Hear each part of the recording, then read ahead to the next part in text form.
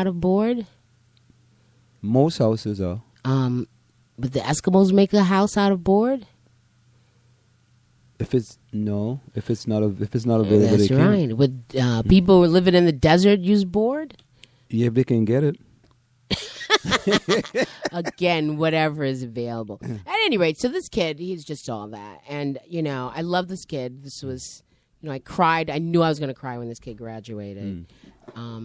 He's just my favorite person. One of my A thinker. favorite He's a people. thinker.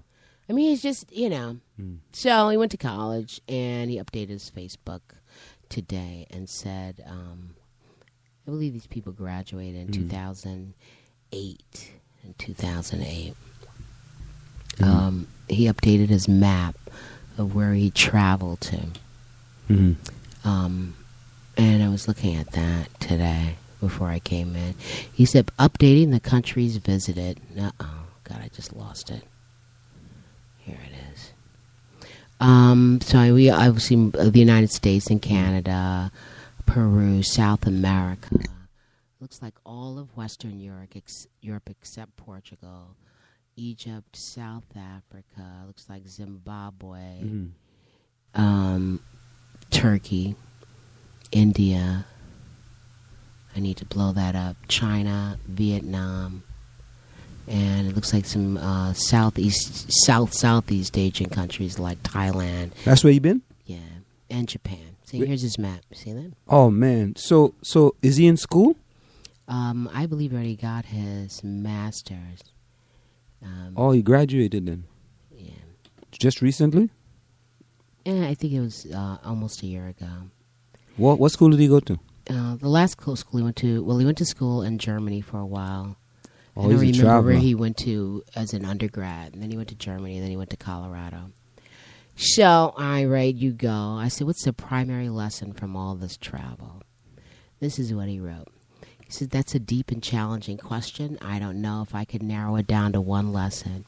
But in regards to my visit to Peru, and whenever I visit poorer parts of the world, I always take care to look around to answer a question you asked us in either my 10th or 12th grade history class. The question you asked was roughly, are people in developing countries happy? The answer, of course, is yes. Life goes on. It always does. Hardships be damned. I thought about this question, especially 5 years ago when I visited Egypt. My uncle is from a very small village in Egypt called Mahagaga. Oh, he's from Egypt? A place from Staten Island, a place so poor, people use horse-drawn carriages instead of taxis. Everyone still laughs, plays jokes, and took great pains to serve me and my mother, aunt, and sister, even though my weekly allowance as a teenager was more than what most people made in their jobs. On my last day in Egypt, we were back in Cairo, and my sister and I went out with one of my uncle's relatives about our own age. We went out into the streets of Hierapolis and just ran around completely wild, like we were little children again. I think of you and that question every time I play that day over in my head. So you left an indelible mark on this young man. Well, I mean, but the thing I'm realizing in leaving this position is that, kids think about you as a teacher. Like you think about or remember teachers of yours that have had an impact in your life. Yeah, it just doesn't go away, and it doesn't really matter how old you are, as long as there's someone who did that hopefully for the good and not for the bad. But Margie, it's funny that you say that, and teaching in I think sometimes when people teach in college, they figure that I just got to teach whatever the syllabus tells me I have to teach. I have to go into class and follow the syllabus to the T, and that's what they pay me to do. But I think they pay you to do more than that. I think they also pay you to maybe try to get some kid in the class might be on the wrong path and try to inspire that kid to get on the right path, or inspire that kid that, you know what, I got to work a little harder. I'll give you an example. I met with one of my students today regarding grades, right? And I always tell the class that it's important that you come to class prepared and participate in class.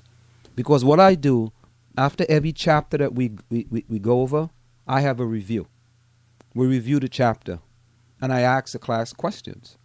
So the day that I'm finished the chapter, I say to the class, just before we leave, next class, we're going to have a review of the chapter.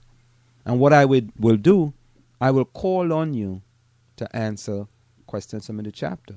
Now, you could decide however you want to answer it. You could bring the presentation with you. You could look in your book. You could study. You could not study, whatever it is. But I'm just trying to see who is going to be prepared to come to class ready. Normally, you have a small percentage of the class, kids in the class, that want to answer all the questions. So after 25% of the class is finished, I know I don't want to call on them anymore. Right? Because they're going to just take over the class and answer all the questions. And then there are other people who, they come to class and they don't say anything. So today now I had one of those students that really didn't participate much in class. And his participation in class would have been a difference between, say, a C minus, a C plus, and a B minus. Just based on his participation in class, which is 10% of the grade. Right?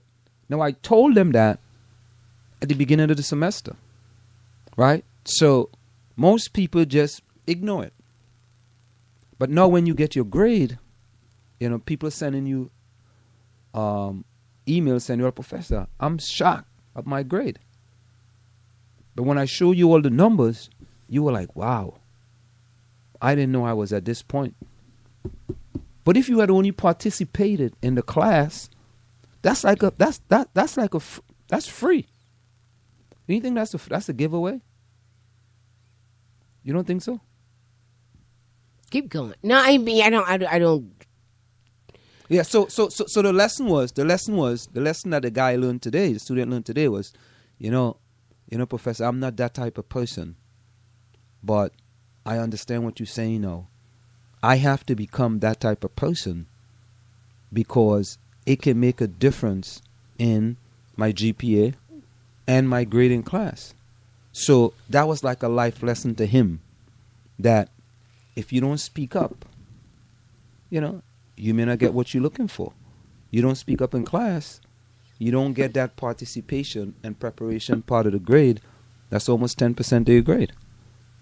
So I believe in class that you don't just teach the kids the syllabus. I also teach them, I think you need to teach them life lessons, if you could, about things that are going on in the world, about in the corporations, the type of things you can do. So I kind of splinter my classes with 10% inspiring you for a better tomorrow.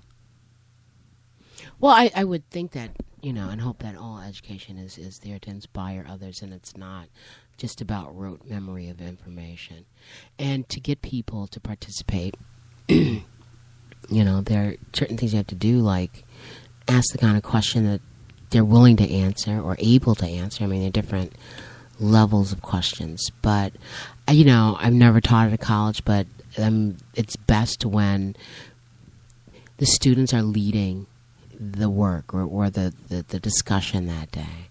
When they come in with a question or they ask something about something or they talk or they're engaged with it. I mean, the other day this kid asked me, was food wealth? And I'm like, well, what do you mean? He says, well, is food wealth? And then this is my first period. They get excited over everything. I don't know why. It's too early. But, and then they started, people in, primitive times or, hunters and gatherers, they had to collect food to stay alive. So I guess it was well for them. Or then somebody says, yeah, well, back when there was feudalism, the serfs had to do all the labor to create food, and didn't get much of it themselves.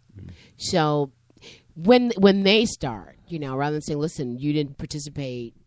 Now, I have no other choice but to round up or round down people's grades because all of mine are in denominations of 5. So if I have a student who asks a lot of questions and helps move the lesson forward and her grade is a 78 or 77, knowing that this kid says something and moves the thing forward and moves me forward, her grade gets boosted up to 80.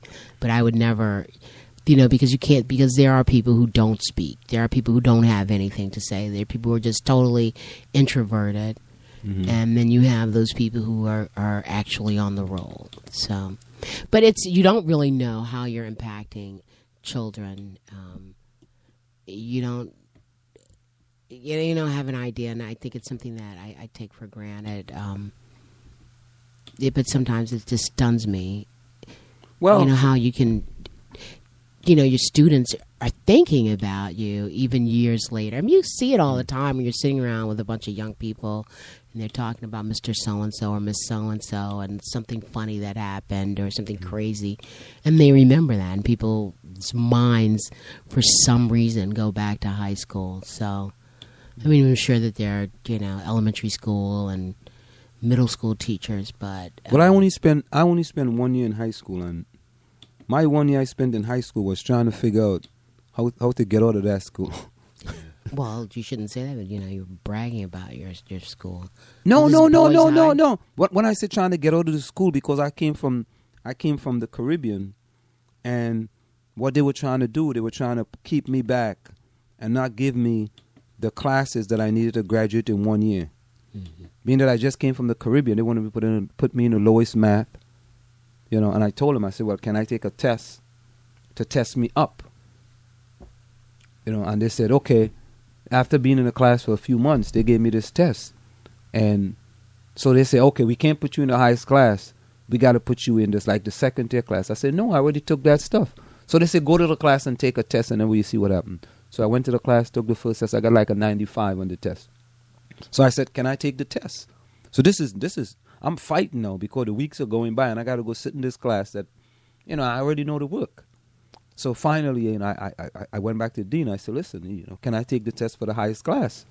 And finally, they gave me the test for the highest class. So nearly half the thing is done, right? I know they put me up to the highest class, right? So I had to go and kind of catch up with all the work because I'm behind now. And this was like the math class. They had put me in English and biology and all that other stuff. They put me high. But if I don't take that math class, I can't graduate.